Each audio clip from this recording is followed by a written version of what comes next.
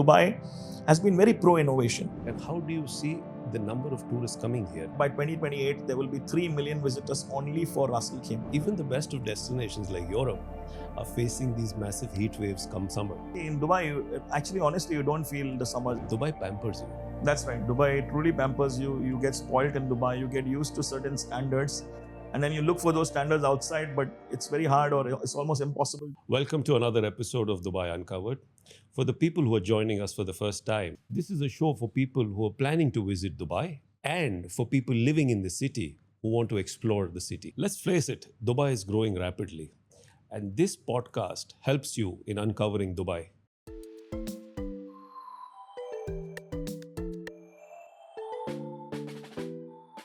Today we have a very, very interesting guest with us, a very, very dear friend, Mr. Rohit, who is an expert in travel and tourism. And today we are going to discuss with him a lot of travel related queries, and we are going to pick his brains and get some insightful information how to travel in and out of Dubai. Welcome to our episode, Rohit. Thank you so much. Thank you for your time. And if you can just start with giving a little brief about yourself, what you do, and what is your passion in terms of travel and tourism. Thank you. Thank you for having me on the show. I'm really excited to be here. And it feels a little different today because normally I'm the one asking questions. But for a change, I have my amazing buddy asking me these questions. So my name is Rohit Khubchandani. On social media, I'm known as RKBond007. You can find me on Instagram, on YouTube, on TikTok, and all the social media platforms. So by day, I work in the tech industry in vision AI, video surveillance, and artificial intelligence, facial recognition technology. And by passion, I'm an avid traveler. I've traveled to more than 50 countries, over 100 cities all over the world. That's amazing. So, I started traveling because of my work, but slowly the travel bug bit me. And afterwards, there was no looking back. Like I kept on exploring. I had this explorer attitude. Amazing. So I continued my journey visiting all kinds of places, from easy to difficult to crazy to nice to however you want to coin them. And how long have you been doing this? When did this bug hit you? I came to Dubai back in 2002. So I've been here 23 years. Wow. Almost 2 decades. So I've seen Dubai evolve when there was no Burj Khalifa, there was no Mall of Emirates. There was no Dubai Marina, no GLT. So it was all built in front of my eyes, no Palm Jumeirah. So I started really traveling in 2003 when I moved here. Mm-hmm. So I'm originally from Mumbai, India. And back in Mumbai, I traveled extensively in India, but I never got a chance to go outside India. Okay. Or like they say, travel abroad or go to a foreign country, right? Sure. So 2003, I moved to Dubai, and that's when my travel thing started like crazy, because the company I used to work for, I was handling an international region. So I went in 2003 almost 13 times to Oman in 1 year. Wow. I went to Qatar, Kuwait, and the journey took me to many places, Singapore, Thailand, Malaysia. So I got the travel exposure thanks to Dubai. I'm very fortunate to be in Dubai. They say Dubai is the land of opportunity. Dubai is today Very what true. United States used to be in the 1980s. So really, Dubai gave me the chance, and I'm happy that I'm in this Dubai Uncovered episode to share my journey from Dubai to all over the world. Very true. To get back to the American dream, I just want to provide you a very funny snippet that I saw the other day on social media. Earlier, the American dream was to move to America. Now, the American dream is to move to Dubai. Correct. Because see, there's a reason for this. And the big reason is that Dubai has created a great platform for remote work. Yeah. Okay, remote workers from all over the world are moving to Dubai, digital nomads, global nomads. Dubai is really, really supporting them. They created so many different kinds of visas and facilities. You have a freelancer visa. You can easily set up companies here. Setting up a business is very easy here. The tax part, everything else, right? Yes. So a lot of Americans are moving here now because, they find that, okay, this is really, truly the new center stage of the world. From here, you can reach anywhere. It's travel-wise, it's accessible to everything. So Dubai is currently in the limelight as far as remote work is concerned, and it's the true center stage of the world. And plus, we have a lot of growth opportunities in terms of just not moving and living here and working here. The actual opportunity to make a lot more career growth, whether it is financially or in terms of experience. This place gives us the foundation and the background to, really excel and prosper. Like I always say, Dubai is not by the way, a lot of people don't know that Dubai is actually a city. It's an emirate. People think that Yes. Dubai is a country because Dubai is very good at marketing itself. Very true. So, like I like to always say, Dubai is a company, and Sheikh Mohammed is the CEO of this company, Absolutely. and his vision has really made Dubai what it is today. Because Dubai has been very pro innovation, Yeah. right? It's been very pro in adopting everything, and whether it's technology, whether it's AI, whether it's fintech, So Dubai has always been forthcoming and open to accept things, and they've adopted that into their vision, into their culture, and Yeah. things like that. So that actually changes the whole perspective, and there's a complete paradigm shift because of that. And the world sees Dubai in a different way because of that today. Very true, very true. And it's very good that you picked on the topic of AI, because with the kind of advancements we're looking at in this particular sector, and especially in Dubai and UAE as a whole, I think it's going to be a game changer for the next coming decades. Absolutely. You know that Dubai is probably the only country in the world that has a ministry for AI and has a Yes. minister for AI. Yeah. We don't see that in many other countries. So, I mean, many other cities or many other Emirates. There are no Emirates. Yeah. There's only Emirates in UAE, but Yeah. you can call it like a state. So, Dubai has been very, very proactive about these initiatives. Yes. And what Dubai is doing, I don't think it's easy for anyone to replicate.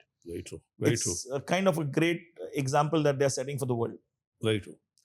Coming back to the topic of tourism, just to give you a small example, Dubai recorded a tourism growth and welcomed 8.68 million international visitors in the first 5 months of 2005.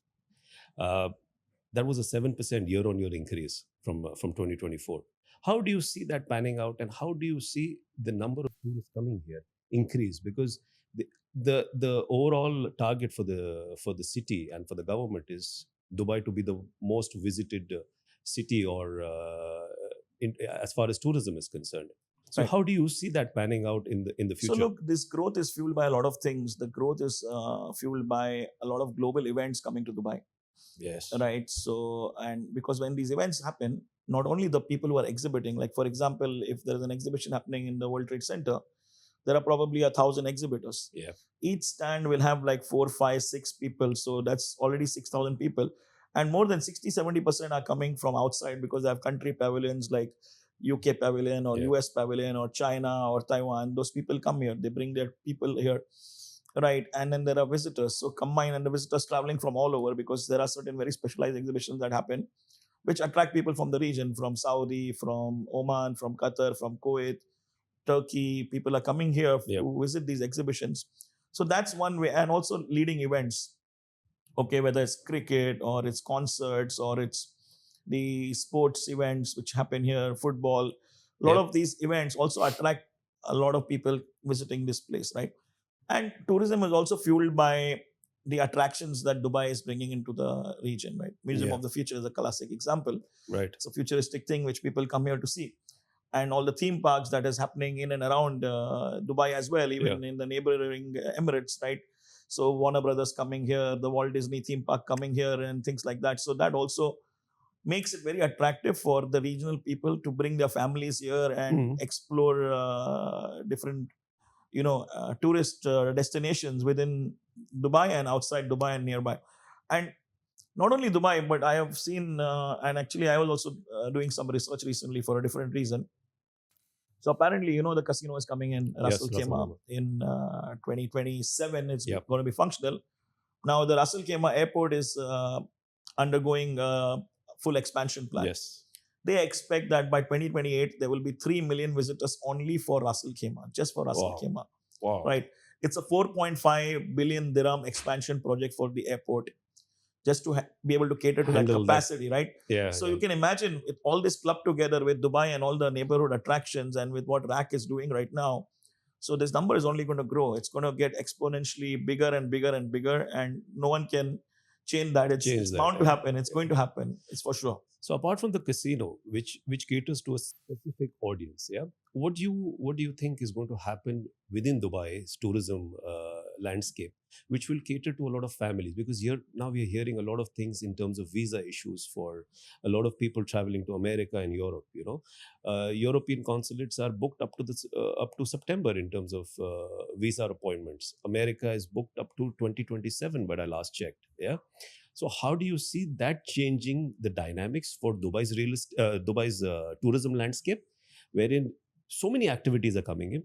Do you think a lot of people from the Far East and the subcontinent will prefer Dubai and Middle East as a whole as Yeah. compared to Europe and North America? See, you rightly said nowadays visas for the US, especially with a lot of new things happening in Yeah. America and Europe, has been challenging.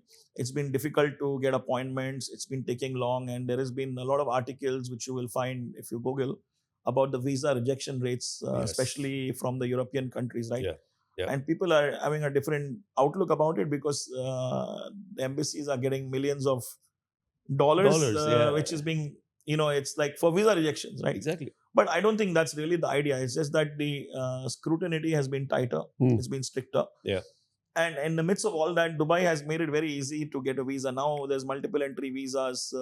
As a tourist, you can get a multiple entry visa. You can come multiple amount of times. Yeah. There's a lot of visa on arrival options in Dubai.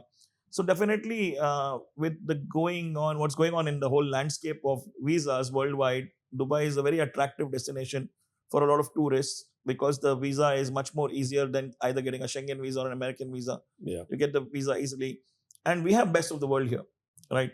It's like we have things that America has, we have things that Europe has, Very true. we have everything here, right? So, and it's much more easier. The flights are shorter, like especially if you're coming from India, for example, the flight's only 2.5, 3 hours. If you're coming from Uzbekistan, the flight is 3 hours, right? So there are a lot of neighboring countries which are making Dubai a very, very attractive destination versus going to Europe or US. It's really what's happening today. And it's going to continue to happen as Dubai is relaxing even more the visa regime and giving more options of visas to people. Like there are so many visa on arrival options and things like that. Yes. So that's making a huge impact, and it's making it a lot easier for people to come to Dubai versus going to, let's say, Amsterdam or Italy or Spain. I'm not saying you shouldn't go there. You should go there for sure. Yeah. As long as you get the visa, you can go wherever you want. And Dubai has been very easy to give you the visa. So, but visit Dubai first. Visit Dubai first, and from here you can go wherever you want. It's Exactly. like a destination. It's like a hub. Exactly. It's like a starting point to explore your journey. Very true. Very true. Coming back on the visa issue, there are plans to have a unified GCC visa as well. Yeah. You think that will play a very important role in increasing the tourism for the whole of GCC? Yeah, I feel it's a very great move, and I really love the move because now what was happening in the past is that if even not only for tourism but also for business. Yeah. So if I'm a businessman, I'm coming for some conferences, and my first destination is Dubai, then I have to go to Muscat, but I have to come back to Dubai to take my flight or whatever. But I want to stay back few days. Yeah. So it was becoming challenging. You have to manage multiple visas. You have to take a visa for Dubai and UAE. You have to take a visa for Oman. You have to take a visa for Bahrain, Qatar, Kuwait, wherever you're going, right? With the unified GCC visa, no longer people have to worry about that. And the travel can become more flexible. Yeah. So you can come to Dubai, you can go to Qatar. From there, you can go to Saudi, Oman, wherever you want. Okay, we still need to understand the nuances, like how many days you can spend and what is the kind of like how many stops you can have. We don't know yet. Yeah.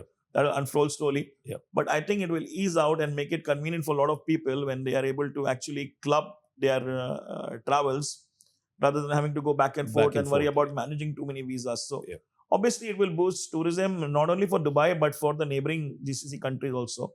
There's lots of things to see in Oman, for example. There's lots of things to do in places like Qatar and Bahrain, and of course they're smaller in terms of the options and attractions. But it gives me a chance to now plan a complete Middle Eastern or a complete GCC tour rather than just having to go to one city and or one country and say that, okay, I will do Oman in the next trip or Bahrain in the next trip. Now I can do everything in one trip. So I can spend 3-4 days here. I can go to Bahrain for a couple of days. So that kind of is a good aspect of this GCC-wide visa.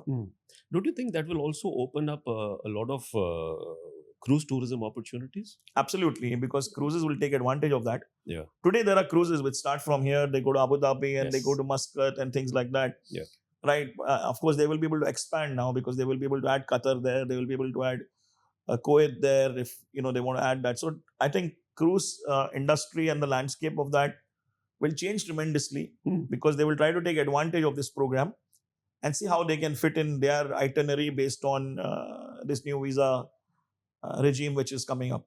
And you think Dubai can then be able to compete with the likes of Miami or Orlando in terms of cruise tourism? Because Miami's tourism is based purely on on cruises.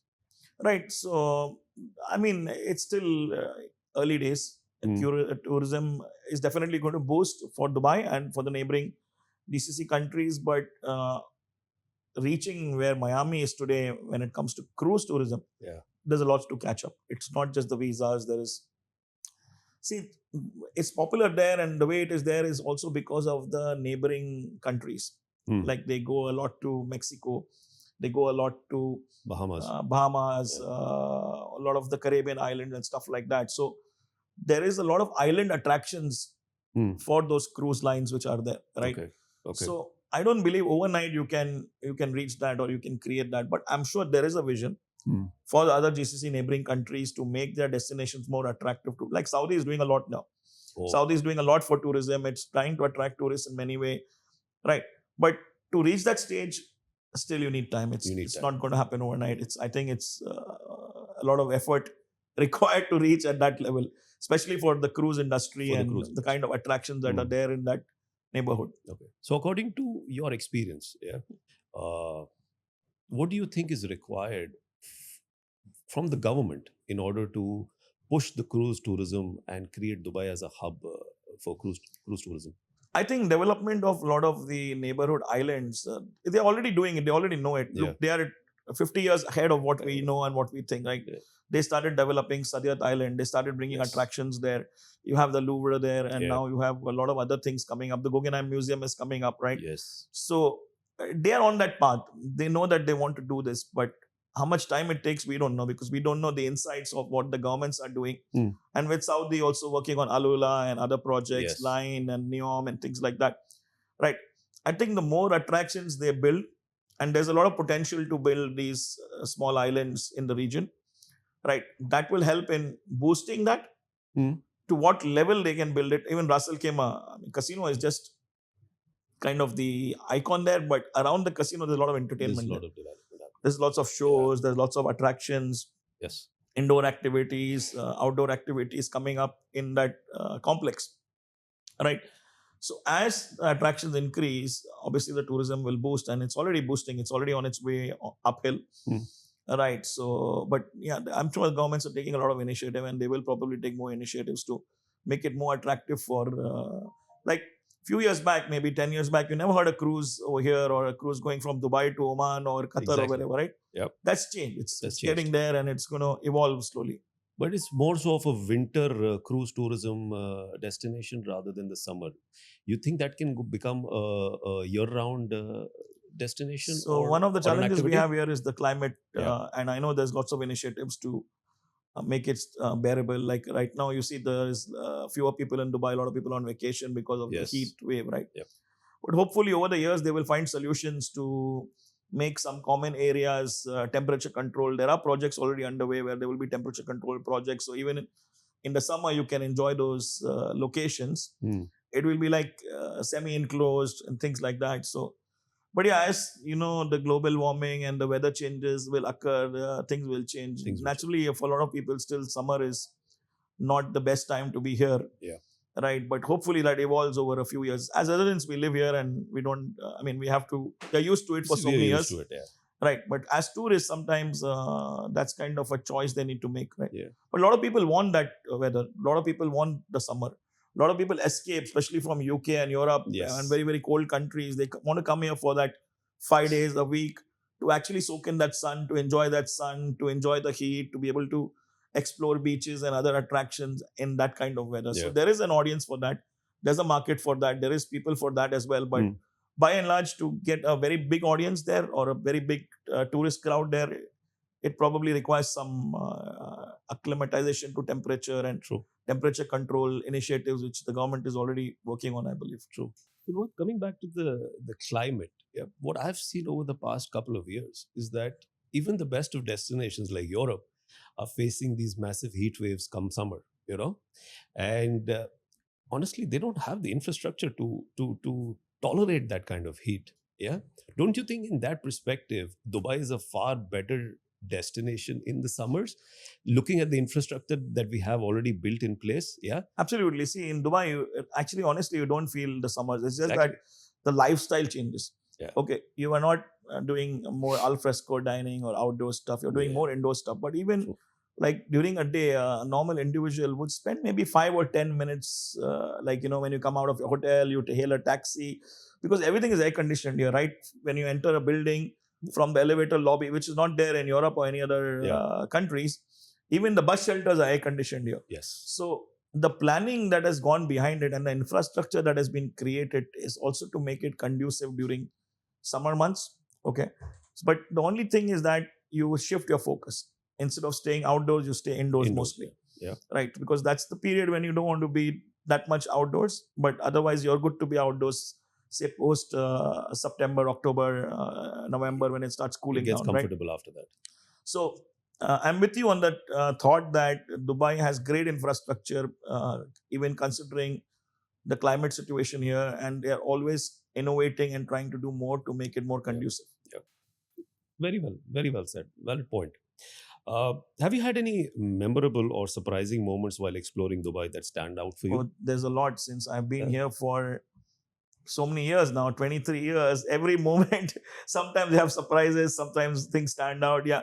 So, but it's helped me who I am today. Yeah. It's been a learning curve. Like, for example, I still remember one day I was having my lunch in Dubai Internet City in the food court, and suddenly I Mm, saw this a convoy, and it was Sheikh Mohammed just passing by casually with his whole team. So I saw exactly. that so up close, right? That was very surprising. It How was was that kind of, experience? it was crazy. It was insane. And this many years ago. Did you This is happen to meet back him? in 2009, 10. I'm talking to you about. And it happened to Oh, me. Meet him. I happened to see him pass with his convoy and things like that. And recently, I again had a similar encounter during the 1 billion summit. oh, Suddenly, there was this graduation going on for creators because Creator HQ had launched their education program, and they were hmm, felicitating all the graduates from that course. And again, Sheikh Mohammed just that time it was a more up close encounter, right? nice. So it was crazy, and there's many moments, many memories. As I told you, Dubai has made me who I am today. It's a lot of learning curve through my journey Hmm.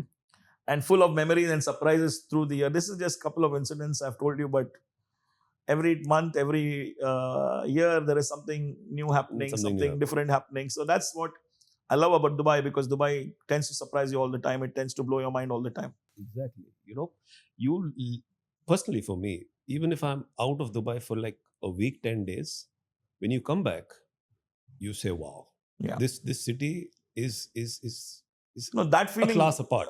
is something which you is unmissable, because when you live in Dubai for so many years, Yeah. wherever you go, you will start missing things from Dubai. You'll Yes. start missing a lot of things that you're used to. But okay, travel is about that. Travel is about exploring a new thing, a new country, a new culture, a Hmm. new dimension, right? But when you come back, you realize, oh my God, I'm back here, and now this is where I belong, or this is my second home, Yeah. or the place where I am from. You know what the problem is? Specifically for me, Dubai pampers you. You know, the luxury, the convenience that Dubai provides you, no country in the world provides you that. That's right. Dubai truly pampers you. You get spoilt in Dubai. You get used to certain standards, and then you look for those standards outside. But it's very hard, or it's almost impossible to get To get those that, facilities, the yes, luxury, the opulence, the treatment. And Dubai is a melting pot. We have like more than 200 nationalities living here, and yes, we all live with peace and harmony, and we all work together in organizations that we work with or business meetings. yeah. So you get exposure to all over the world Mm. in this beautiful city. Yes. Very true, very true. So you're very, very active on social media, and you have a very good following. Yeah. Uh, as someone in social media, what role do you think social media influencers play in shaping the tourism industry in Dubai? Actually, it plays a very vital and important role, and I have made some reels and spoken about this, that there's a flip side. There are pros and cons to this. Yeah. So I think sometimes as influencers, the message we are giving is more important than we realize, Mm. and we don't realize, because it's become a lot that people are going and taking pictures in front of Burj Khalifa or Atlantis, or Museum of the Future, or the key attractions. They forget to show the real Dubai. Yeah. Dubai is not just about luxury and opulence. Dubai is, a mixed bag, right? Here there is everything for everybody. Like there Yeah. are so many interesting places like the Sindaga district or the Al Sif and Yes. the deserts and all that. A lot of influencers forget to showcase that as part of their storytelling, Yeah. to show the real Dubai. They focus more on luxury. They focus more on, so it kind of creates a misconception or a disbelief in front of people who are watching us from outside. Mm. They think, oh, Dubai is only for the rich. Dubai is only about Lamborghinis, and Dubai is only Yeah. about fast cars, and Dubai is only about these fancy restaurants and places. And Yeah. they don't know real Dubai because so social media and creators have a responsibility also to showcase different dimensions of Dubai, Yes. not only showcase the luxury side and the rich side. This is what I personally feel. So I make it a point to also in my feeds, in my stories, talk about these things, talk about the Al Faidi historical district, for example, or the 5 dirham shawarma. So Shawarma. it's not only about just going to a fancy restaurant and spending thousands of dirham, but in 5 dirhams also you can have a great shawarma, or in 2 dirhams you can have a karak. Yeah, Yes. you can ride the abra just for a small pocket change, right? Very true. This is what I feel that influencers should talk about and showcase that, because we should open Dubai for everybody, not just limited to the rich and Absolutely. the luxury side of things. Absolutely. And this is one of our main agendas of this podcast, is to showcase Dubai as a whole.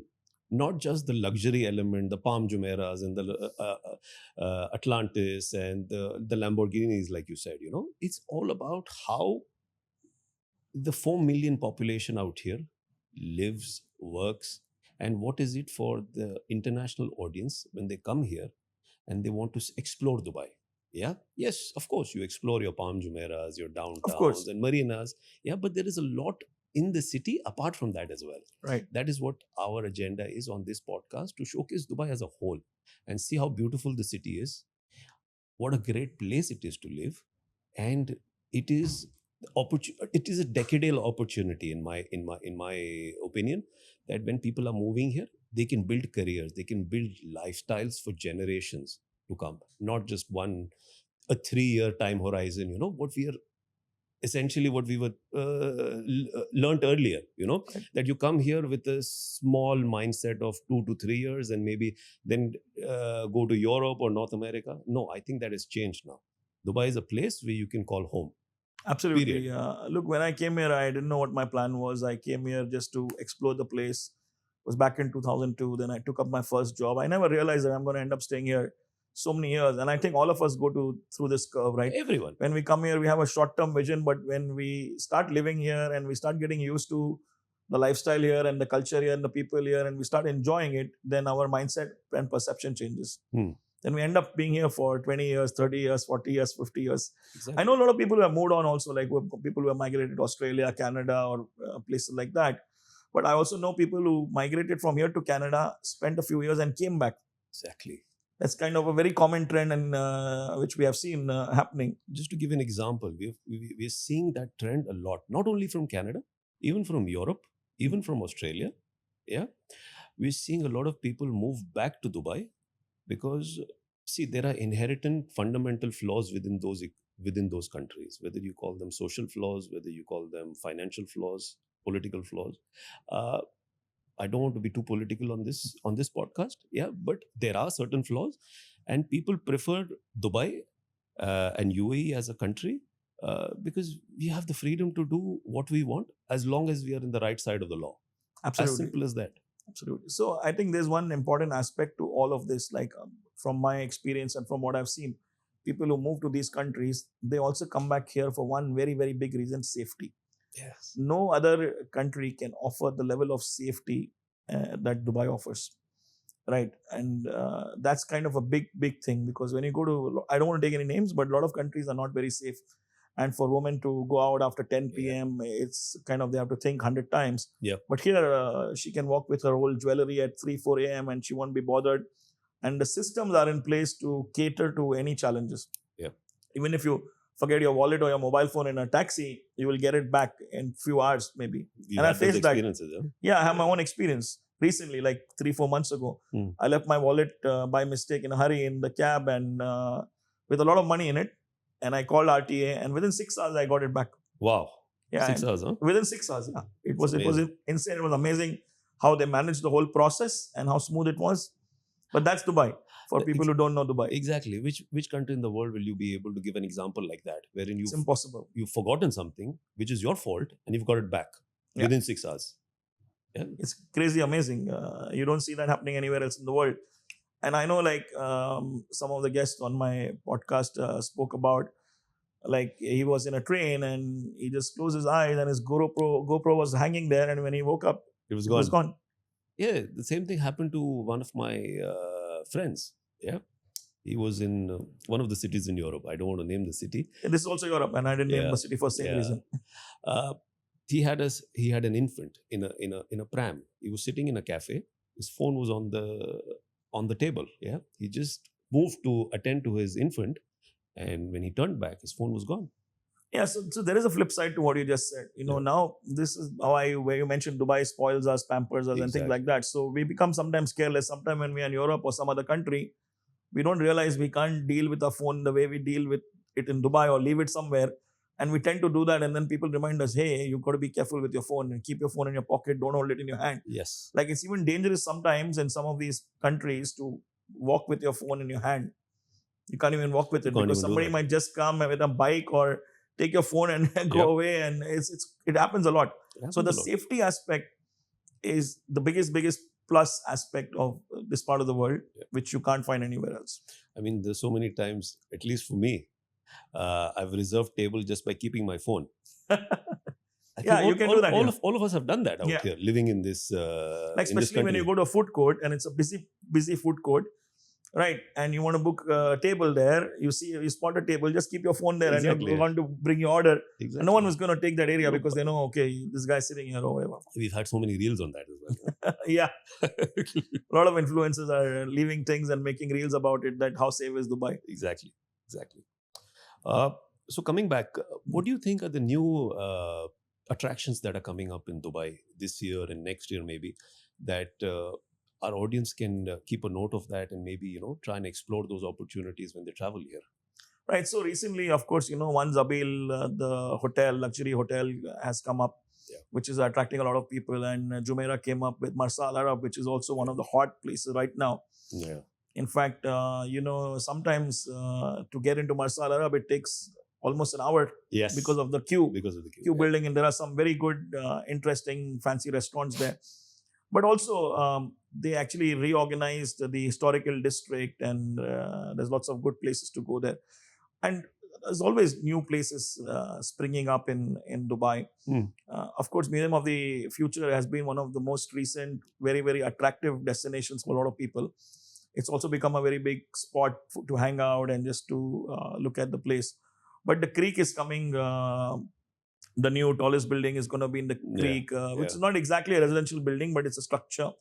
So there's a lot of new interesting attractions coming in this part of the world. And apart from that, even also on the entertainment side, there are a lot of shows coming in, a lot of artists, performers coming in. Yeah. This also attracts a lot of people to come to Dubai and explore Dubai, because maybe they can't get that experience anywhere else. So this is what is happening, and is going to continue to happen. And you're going to see more and more new projects and destinations or tourist attractions coming up in the to future. change the landscape of Dubai. Give me one go-to destination for you over the weekend.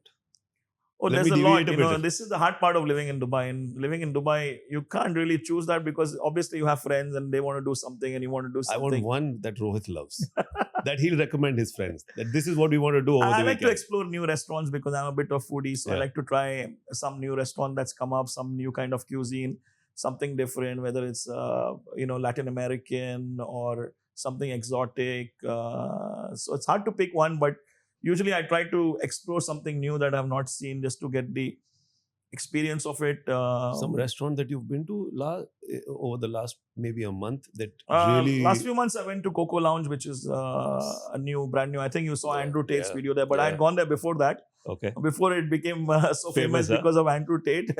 But I've been hopefully there. We'll make it more famous on the show.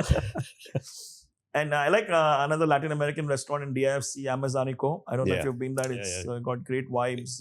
But these are more on the luxury side. Yeah. but also I don't mind trying more grounded or hole in the wall kind of places Yeah. as well, because that's where you get the genuine experience. It's kind of no frills type of places. Yeah, there Yeah. are too many of them springing up all the time, and it depends on what cuisine you feel like having. So if you want to have hardcore Indian cuisine or you want to try something else, so it all depends Yeah. on the mood you're in. But yeah, in terms of other places to hang out, it's right now it's pretty hot. I Hot know, I know outside. everything Yeah. is air conditioned though. Yeah. But yeah, I don't. I think hanging out in the Museum of the Future is also a good thing to do. Yeah. Because it's a futuristic building. It gives you a futuristic vision, and you can see how the future of Dubai is, how Dubai is Shaping going up. to be Yeah. in 20 years from now or 30 years from now. Yeah, so give you the futuristic perspective. That's nice. That's nice. So if a person is traveling, let's take it from this way. Yeah. There's a person outside of UAE looking to travel to Dubai. Yeah.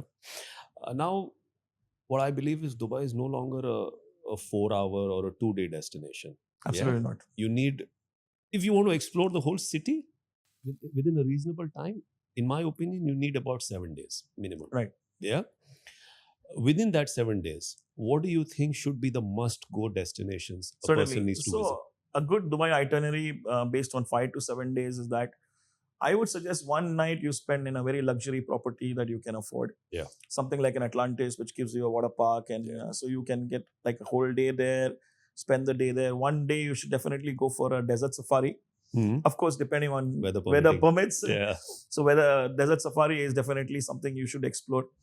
And the third thing I would say is, of course, keep a day to go to your malls, to go to Dubai Mall, other malls, Mall of Emirates, whatever kind of malls you want to visit, more like a mall day kind of a thing. Then you could keep a day for historical sites like your Al Fahidi, Old Dubai. Old Dubai. Yeah. Yeah, and of course, every day try to sample a different cuisine. So one thing I would tell people is that when you come to Dubai, forget about McDonald's, Burger King, all those kind of destinations. Go for the shawarma, go for the falafel, try the Turkish cuisine. Yes. Try whatever Dubai has to offer, a different palette. You can actually build an itinerary where each day is a different country for you, or each day is a different meal, or you can cover 2 or 3 different destinations in a day in That's terms a of nice cuisine. idea. So like you get so much cuisine choice. There's a lot of good Iranian restaurants here, good Turkish restaurants here. So there's a lot of food to spoil your choice. If you're coming in early part of the year, like from January to April, you can definitely keep one day for Global Village, because that's when that's kind of active. And then keep a day for going to Abu Dhabi. Depending on who you are, you can either visit the Grand Mosque or you can visit the new Hindu temple. It's very beautiful. Yeah. It gives you a lot of peace and soulfulness. You can keep a day for theme park, whichever you like. There are many theme park options now, from the Ferrari World to IMG World to Walt Disney. There are many options for theme parks, water parks. So I think there is no. I mean, 1 week is not It's enough. not enough, We yeah. can't fit this in, right? I was coming to Because that only. You need at You least need a beach day as well, right? You can go to some of the beautiful beaches here, Yeah. the Skite Beach. So depending on how much time you have and how you want to squeeze this and how many hours you want to put for each of these activities. Then there's nightlife. Yeah. Okay, people want to explore the nightlife. They want to go to some nightlife destinations. So Dubai has a lot to offer. So whether you're coming for 3 days or 30 days, you can still build a packed itinerary, and you will still feel, oh, I need to come back to see You need more. to You come can back. never see enough. Yes. This is what I That's believe. what Dubai is. You know? That's what Dubai is. Even 7 days are not enough. Even 7 days are not enough. Yeah. Do you have any hacks? If For a person Dubai is or- for Dubai. Hacks, yeah, there are many hacks. You should look at apps that offer you deals. Yeah. Okay. You should have all the apps on you. Kareem, Talabat, these kind of apps, because people don't know from outside, right? Instead Yeah. of hailing a normal taxi, you can hail the taxi with these apps. Yes. As well as you get a lot of discounts on these apps these when you apps. want to order in food in your apartment or your hotel where you're staying. Sometimes the hotel food might not be the best, depends on where you are, or it might be more expensive. So you can rely on these apps like Noon, Kareem, Talabat, or whatever apps you use to order in food. If you're feeling lazy to go out, you can look for buy one get one free offers. There's a lot of that happening. Yeah. There's a lot of other things where you can get discounts on tourist attractions like desert safaris and other things, right? Yeah. Instead of paying full price, you can end up getting a lot of savings. Yeah. And you can use that money to shop and stuff like that. Visit the outlet malls maybe to get snags on good brands or get deals on good brands if you want to shop here. Mm-hmm. Brands for Less is a great place to go to get good offers Get good on offers. clothes if you're coming here and you want to shop some goodies. Yeah. Right, so there's so many hacks. But I think the best shopping destination, again, I'm not an expert, but Fashion Avenue within Dubai Mall. Oh yeah, I mean, if you're in brands think and you want it a beats- Versace or a Louis Vuitton or a Gucci, then definitely Fashion Avenue is your best friend. Beats every But destination. if you are a guy who wants to like, you want brands but you don't want to spend too much, Brands for Less is also good. Yes. They have luxury for Yeah. less also. Yeah. You sometimes find Prada and those kind of brands at a discounted price. Reasonable price. Yeah. They're not paying me for this, so I'm not their brand ambassador. not but a it's just sponsored post. It's not a sponsored post. But yeah, I think this is good things to do here. But that's the beauty of Dubai, whether it is you're living here or you're coming here as a tourist, you have affordability and you have luxury. Right. So you have everything for everyone. Yeah. But like I've seen in Dubai, a person with 3,000 dirhams of salary per month is also surviving. Yeah. Very well. True. And a person with 300,000 a month It's barely surviving. It's barely surviving. It depends on your spending habits. It's a world of contrast. The more you make, the more you spend. And whatever you make, sometimes it's never enough because your lifestyle changes, your choices Absolutely. changes, your circle changes, right? Yeah. You like you said, the people with the 3,000 dirham salary also very happy. And they're living their best life. Yes. Okay. And they're comfortable with whatever they want, right? And people with a 30,000 or 300,000 dirham sometimes are struggling with meeting the ends. Yeah. Right? Because it's all about choices you make. In the end, it's truly about the choices you make. Whether you choose to have that 5 dirham shawarma or that 500 dirhams burger in a fancy restaurant. Yes. So it's your choice, It's really, your choice. like how you want to use your time and money. And End of the day, the city provides you with everything. Yeah, It's I mean, your call how you want to live your life. you have the choice. You just Yeah. have to make it. Exactly.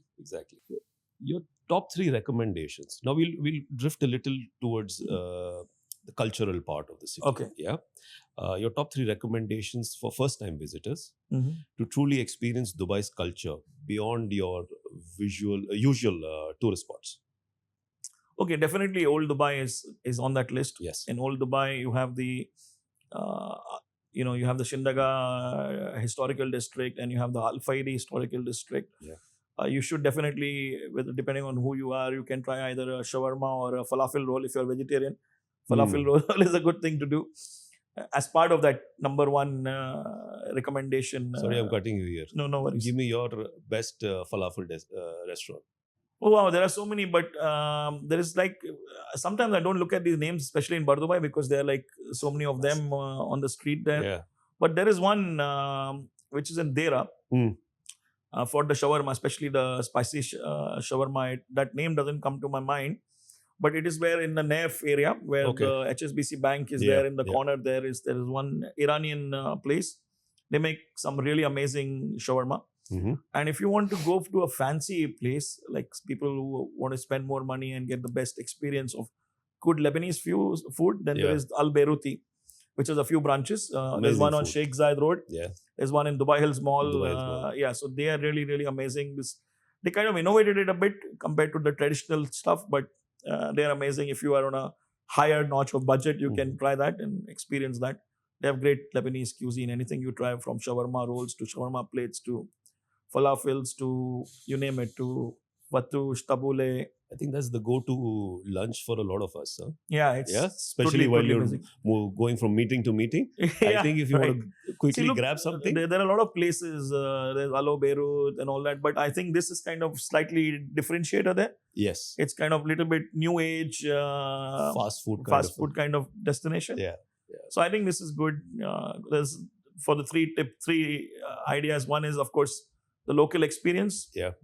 For sure, like we spoke about. The second would be do a desert safari, because if you are coming in the right weather, desert safari is something cultural. You can experience everything: a camel ride, dune bashing, henna, and probably some entertainment and local cuisine. So that's the second thing I would have in my list. And the third thing is probably just relax on a beach somewhere one of the days and spend Mm, time on a beach and enjoy the great weather, the beautiful sky, the beautiful water, and the sand. I think this is what I would recommend if somebody's coming for the first time yeah, and only has three things to do in his list. that's amazing.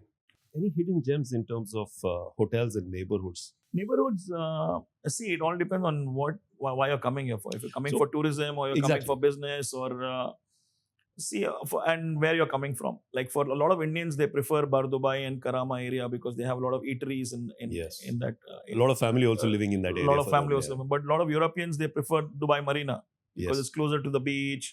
So I think it will differ from person to person on which neighborhood is the right neighborhood for them. Some people prefer Business Bay and downtown because they're closer to Burj Khalifa, closer to Dubai Mall, and they want to go every day and shop handbags or some luxury Yeah. items. Yeah. So it's subjective. It depends on who you are and what's your purpose, and based on that, the right neighborhoods can be aligned towards your thing. Right. Okay. This is Okay. what I feel personally. Well said. Dubai's calendar is packed with a lot of events year round. Yeah. Uh, how important are these in terms of sustaining tourism growth? And which are the upcoming events that you recommend are a must visit? So again, it's very industry specific, but Dubai has all the big events happening through the year. So Arabian Travel Market, Yes. Arabian Travel Mart. You have Arab Health, Yeah. which is more for the healthcare. Gulf Food, Well, food. the boat show, Dubai International Boat Show, which Exactly. happens. Yeah. Jitex, which is a big Very tech big. show. Yeah. There's JISEC, which is the security, which is the Gulf information, especially for cyber security and those Mhm. kind of nuances, right? And so through the year, we have all these kind of big industry events happening, industry shows happening. Plus, at the same time, in Coca-Cola Arena, through the year, there's lots of concerts and events Yes. happening, and Yes Island as well. You have the big names coming here from Enrique to Shakira to you name Yeah. it. Like they keep on, you need to check their tours, Yeah. or from Atif Aslam to you name it. So these kind of events are happening through the year. Mm. And of course, there is the races, F1 race. the golf tournaments happening. So there's a lot going on here. At any given point you come here, there will be something or the other happening. Okay. Yeah. This has the flip side. Sometimes when these events happen, if you have not planned properly, like especially in Jitex, the hotel rates skyrocket to 3, 5x, 10x sometimes, right? Yes. Absolutely. And Ibis in Trade Center, which you can find for 200 or 300 dirhams right now in this time, during Jitex it goes to 1500 dirhams. Yeah. Right. So Yeah. I think people should really plan when they're coming around these events. They should really look at the calendar. Okay, and this is happening in Dubai now, because that has an impact on the airfares, on the hotels, and everything else, and on the traffic as well. Going in, going out can take a lot of time, right? Yeah. So there are pros and cons of these events, which people must evaluate when they make their itineraries to see how this collides and whether they want to take advantage of it or it's going to put them in a difficult spot. True. Coming back to the hotels and Yeah. the traffic and everything, I think the government has been very, very proactive. So, what has happened over the past few years? We've seen the number of hotel keys or rooms uh, go up Yes. considerably. Yeah, we are, I think, at my last count, I think we are at about 158,000 odd rooms within the city. I'm talking only about Dubai. Plus, we have close to 30,000 holiday homes operating within this city. Yeah, and that again is a very, very big market. The short-term rental market is a huge market.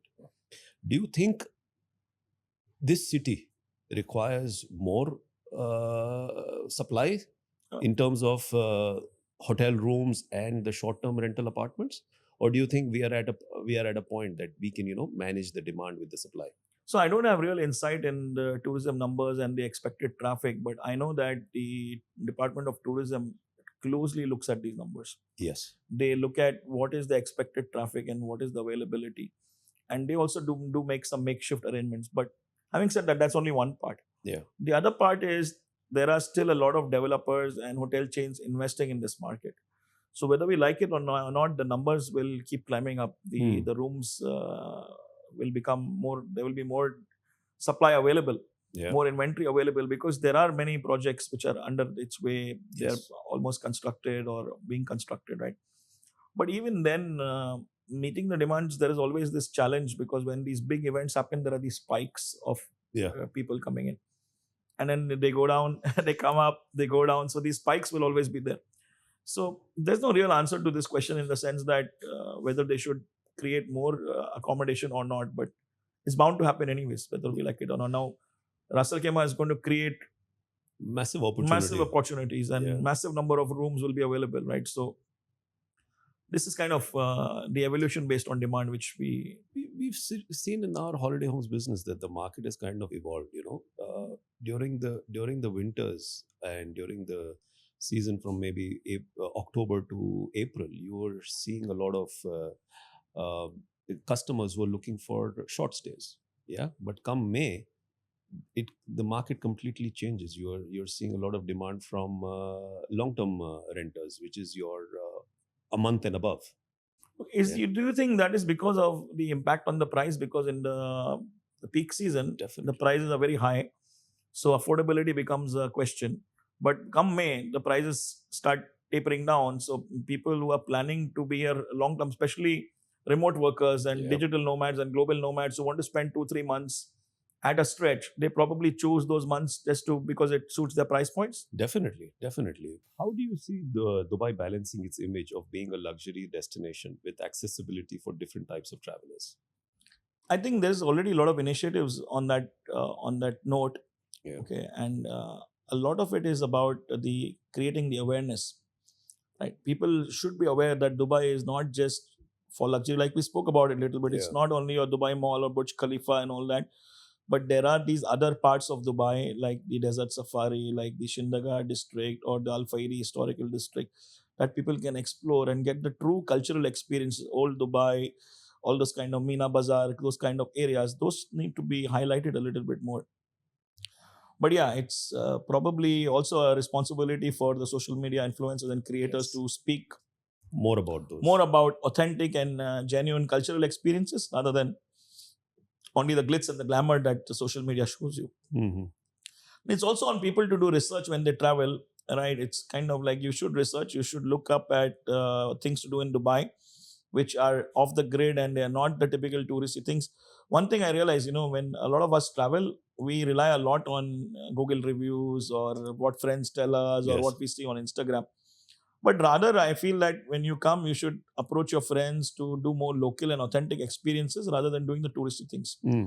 So my take is avoid doing all the touristy things and do things what locals do or what normal people do. Mm. That will actually change your trip by 360 degrees. Yes. It will give you a completely different experience that you never imagined, and you will be amazed with that experience, because Dubai has a lot to offer.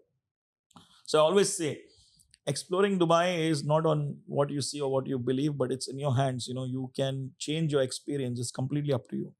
But you How you rightly explore it. said, a lot of people come here, go research online, they look at Google reviews, they ask their friends. Yeah. And a lot of people are not aware about how to explore these unbeaten places and these unbeaten experiences, the off the grid experiences, Right. know. So how would you advise them? How can they plan or maybe look at certain areas? Yeah, like you've discussed about Al Fahidi, but within Al Fahidi, what do you recommend doing on a particular day? Or maybe give me a 2-day itinerary for a person who's traveling here for the first time to explore these unbeaten off the grid locations. See, a lot of it is about the true exploration. So now Al Fahidi is a Yeah. district you can explore. Like in Al Fahidi, there are things to do. There is this old Starbucks there. There is alleyways where you can walk. There is the old souk, which is not very far from there near the Yeah. Abra station. There are these small souvenir shops, spice markets, souks, and things like that you can do.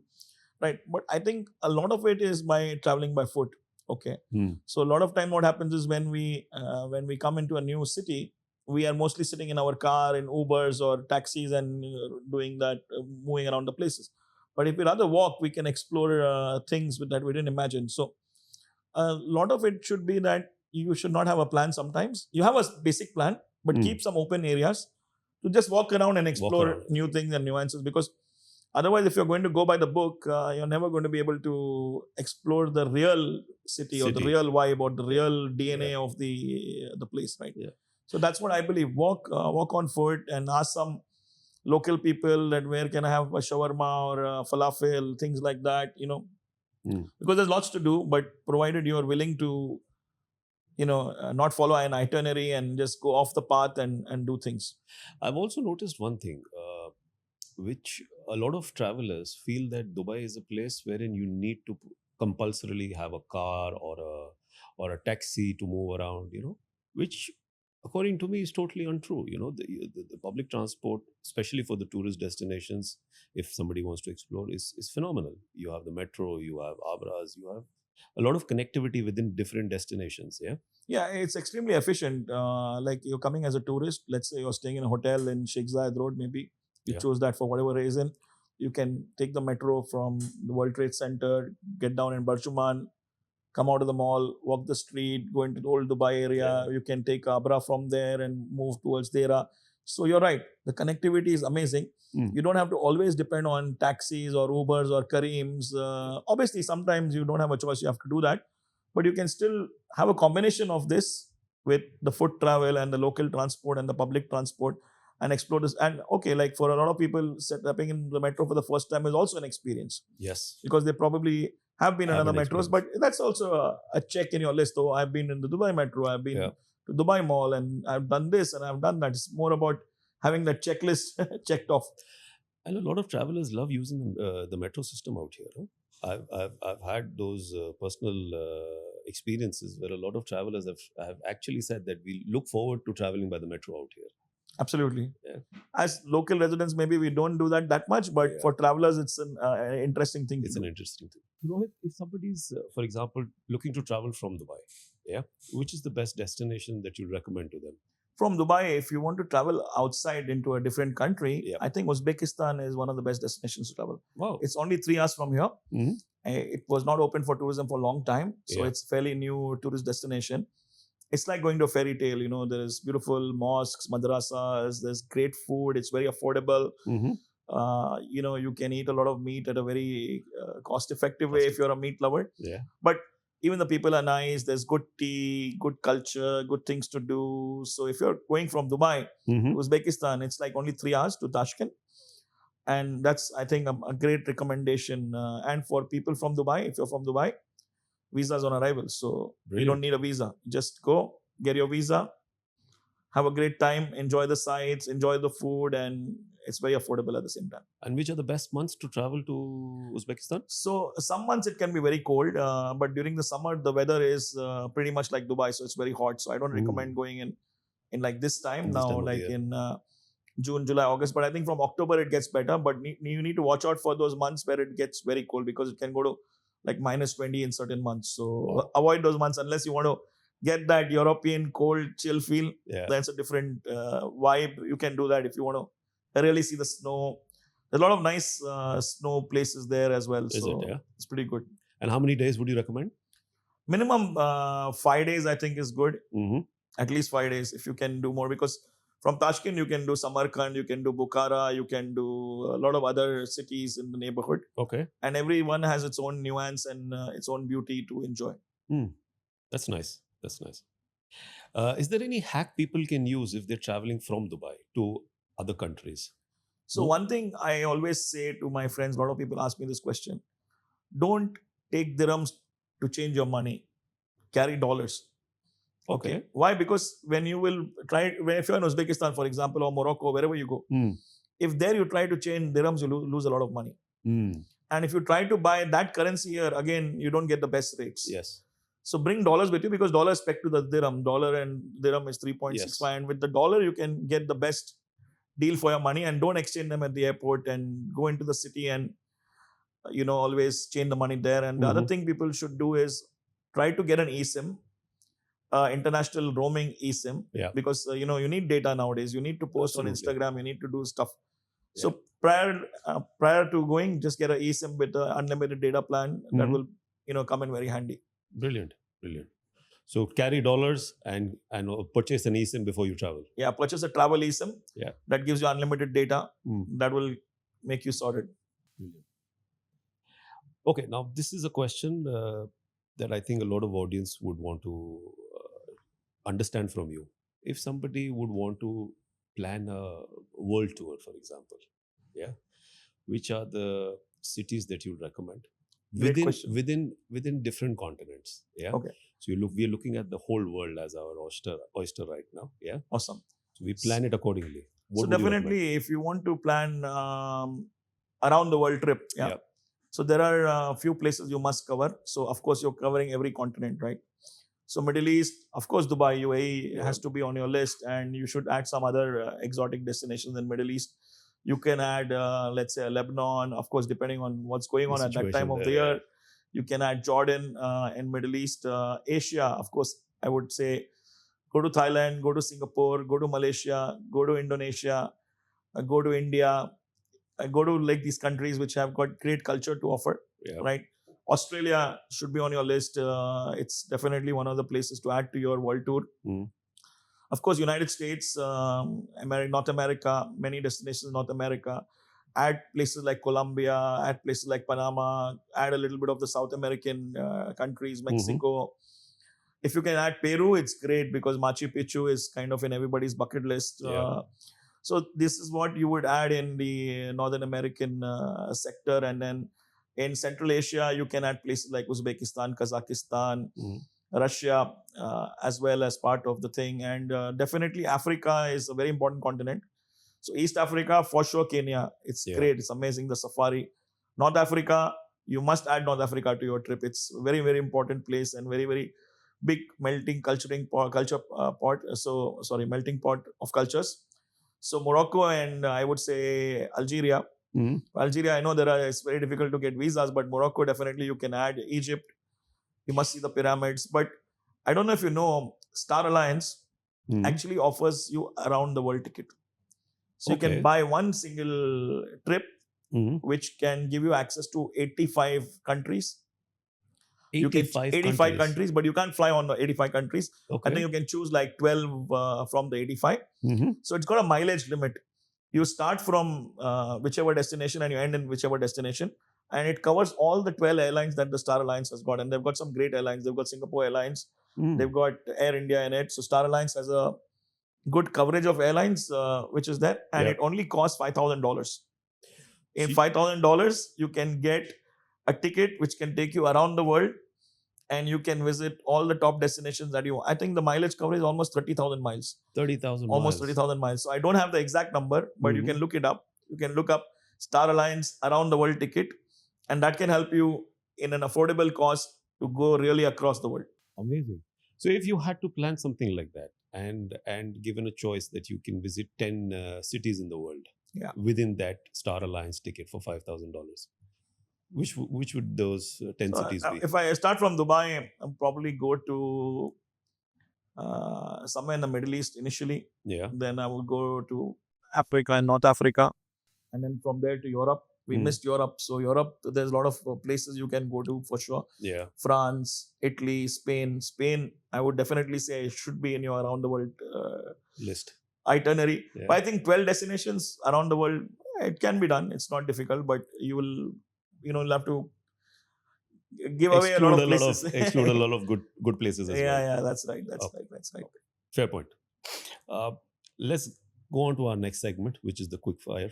Okay, Yeah. sure. I'm going to ask you a question, and whatever comes to your mind within that, Got I it. need that. Yeah.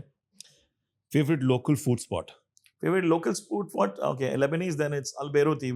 Al Beiruti, yes. Okay. Most Instagrammable location in Dubai right now? Right now, I think Museum of the Future. Okay. One misconception about Dubai you'd like to correct?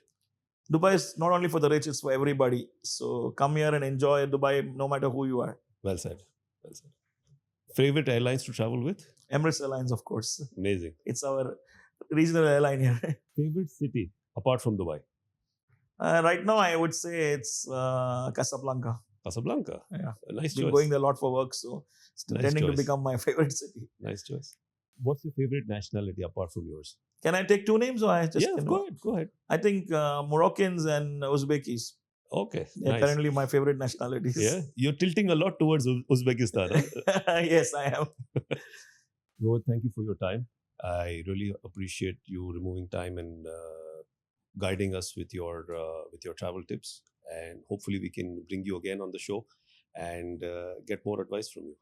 Definitely, I'm down for it. And thank you so much. It was lovely Pleasure. talking to you. It's good to have this conversation, and I am definitely looking forward to the audience to listen to us and watch us and enjoy our conversation. Thank you once Thank again. you. Thank you once again. Thank you for watching the show. And please stay tuned for more shows like these. And don't forget to like, subscribe, and comment.